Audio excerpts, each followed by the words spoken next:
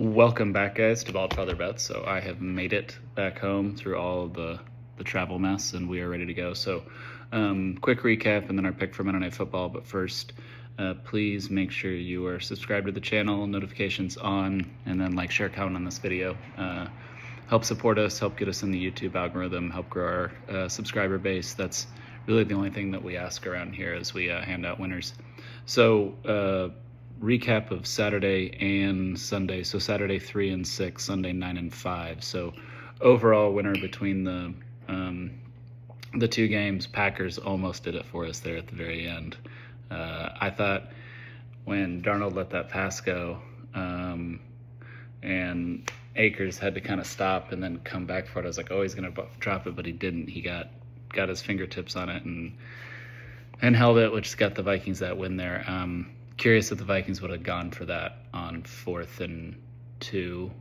I think they probably would have if he had dropped that pass, because if you punt the ball back to Green Bay with kind of the way their offense was moving at that point, very good chance that they would have gotten in field goal range. So that sets up what is really the only super interesting game of next weekend between the Vikings and the Lions. Sunday Night Football, obviously there'll be some interest with regards to the Broncos and Chiefs, because if the Chiefs somehow beat the Broncos with Senor Wentz, then they open the door up for the Dolphins or the Bengals to make the playoffs. Most likely the Dolphins, given the game that they have against the Jets, but you never know.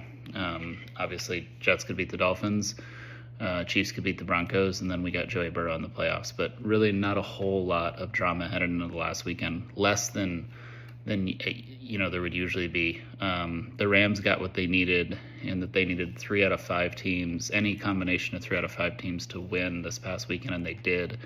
So Rams secured the division against the Seahawks, even if the Seahawks were to beat them in the final weekend, and they ended with the same record because the Rams would have the strength of victory tiebreaker.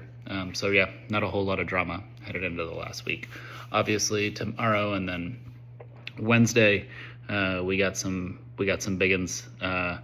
We got college football playoff quarterfinal round starting tomorrow night. Fiesta Bowl, Boise State, Penn State, and then we roll into the 3 games on New Year's Day. So we'll be at you with that. But enough for that.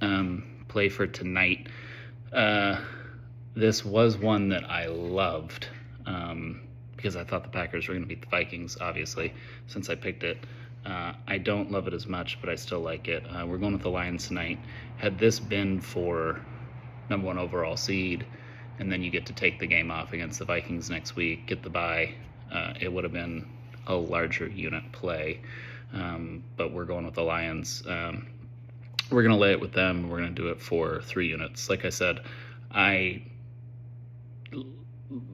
if this was setting up for number 1 overall seed game, would have been a large unit play, but it's not.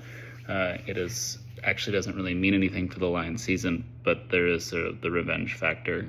Campbell's already said that they're playing the game full out. They're going out there to win.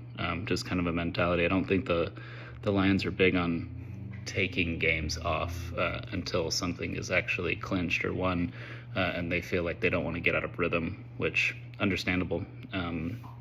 49ers are just completely marred by injuries, and really been, even in the past few weeks when you've had good numbers on them, kind of been letting everyone down, especially for us against the Rams that one night.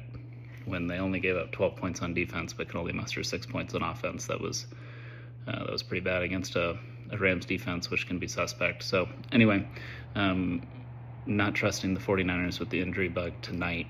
Lions are quietly getting guys back, not fully healthy, but quietly getting guys back. You're starting to see less and less people out on that defensive side, and then outside of David Montgomery, pretty much fully healthy on the offensive side right now. So that's it, guys. Enjoy Monday Night Football, and we will be back at you for the college football playoff, and then obviously the final week of the NFL season. Thanks a lot, guys.